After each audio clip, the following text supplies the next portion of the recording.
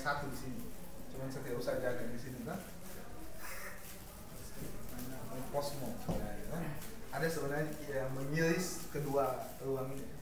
Ada dua perspektif dalam melihat kacamata media, termasuk melihat media baru, termasuk dalam memulai ilmu pengetahuan. Ada perspektif pluralis. Saya bukan bicara tentang pluralisme dalam keyakinan beragama ya, bedakan ini. Kita bicara tentang pluralis, menghargai perbedaan dan sifatnya yang sentripetal.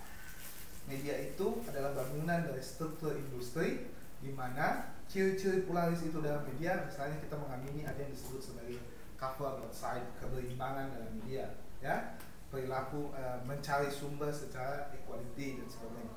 Ketika dia pluralis, artinya bicara tentang keragaman konten, dia bicara tentang sentripetal ya, ada struktur media, relasi kebutuhan antara pengiklan dan kebutuhan konten dan sebagainya, maka kita menggunakan paradigma kacamata positivisme melihat media baru. Misalnya kita melihat begini, oh iya, kita pahami kesalahannya, kita pahami, misalnya gini, ada sebuah koran misalnya men-share, misalnya portal tertentu ya, portal berita men-share kepada kita berita-berita terbaru dan sebagainya. Kita melihat dia sebagai hal yang pluralis, tanpa kepentingan ya. Dia datang untuk menyajikan konten yang beragam, gitu. Misalnya fenomena batu akik itu di-share di mana-mana kan, atau apa. Ketika kita menggunakan perspektif pluralis, ya, kita menggunakan perspektif pluralis yang sifatnya sentripetal, itu bagian dari relasi produksi, kepemilikan, kepentingan industri dan sebagainya, maka kita menggunakan perspektif positivisme melihat media baru.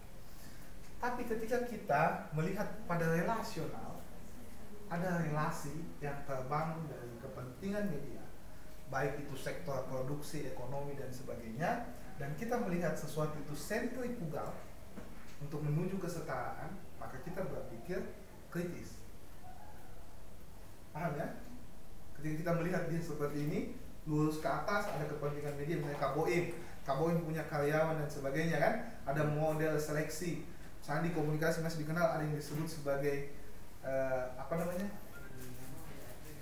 decision maker, decision ini gitu, ada kerja redaksi kan, ada penjaga gawang redaksi dan sebagainya kan, dalam sebuah media itu masih kita melihat dalam kacamata positivisme. Tapi ketika kita melihat dia dalam kacamata kritis, kita bertujuan untuk melahirkan kesetaraan dan mencegah yang namanya strukturasi tadi, ya, mencegah penguasaan struktur kepemilikan media dan sebagainya menuju sesuatu yang sifatnya setara. Cara berpikir kritis tujuannya dua itu. Kan kalian sering diskusi sama Kak Dandi, kan? Pasti akan diajak berpikir teori kritis kan? Berpikir kritis kan? Nah, pertanyaannya, inti teori kritis itu apa? Itu dua itu. Kita tidak melihat media secara relasional, di mana struktur itu begitu dominan dikuasai oleh kepemilikan dan sebagainya, dan tujuan kita adalah membangun kesetaraan dalam industri media, dalam pekerjaan media. Oke, sebenarnya ada perspektif yang ketiga, postmodernisme. Kalau irisan posmo, dia bongkar lagi. Nah, sekarang bagaimana sih tradisi teori kritis? Kan kalau bisa ngisi di sini ya,